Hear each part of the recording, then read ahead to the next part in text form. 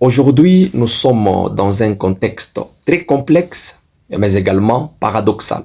Et les faux serviteurs, les faux frères, ont la possibilité de faire croire au peuple que Dieu est capable d'amener le diable et Satan en enfer aujourd'hui.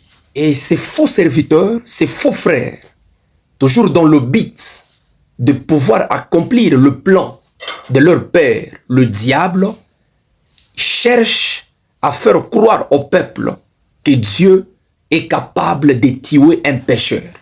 Et ces faux frères, ces faux serviteurs, déclarent même par des sentiments humains la mort et la fuite de certains pécheurs, de certains politiciens X ou Y.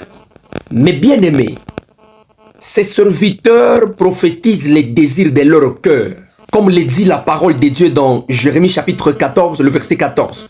On peut même prendre le verset 15. Écoutez ce que la Bible dit. Et l'Éternel me dit, c'est les mensonges que prophétise en mon nom le prophète. Je ne les ai point envoyés, je ne les ai point donné d'ordre, je ne leur ai point parlé.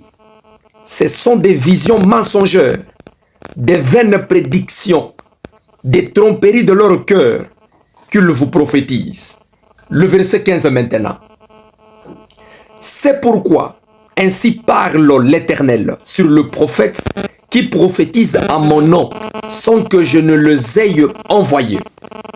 Eux qui disent, il n'y aura dans ce pays ni épée ni famine.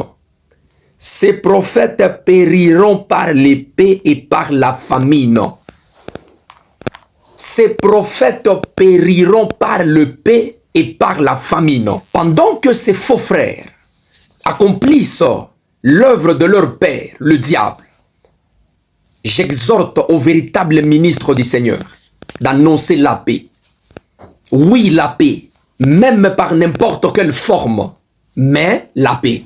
Que cela soit par une négociation ou dialogue, mais que le peuple vive la paix. Retenez une chose, et très importante d'ailleurs, ce qui n'est pas légitime manifeste beaucoup de malédictions et défis.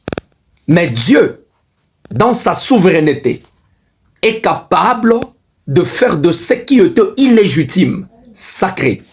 Et cette fois-là, s'il le fera, c'est avec un objectif, que sa volonté soit parfaitement respectée. L'obéissance à sa volonté. En cas de toute violation du sacré, en cas de toute désobéissance, les pires arriveront.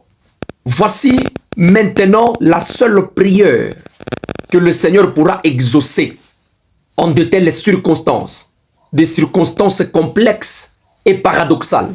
La seule prière que le Seigneur pourra exaucer, je dis bien la seule, c'est de pouvoir dire au Seigneur, Seigneur, j'aimerais que tu accordes l'intelligence et la sagesse à nos autorités, afin qu'elles comprennent que seule la voie des arrangements, des négociations et dialogues pourra amener la stabilité, pourra amener la paix. Nous avons besoin de la paix. Et j'exhorte nos autorités à pouvoir réfléchir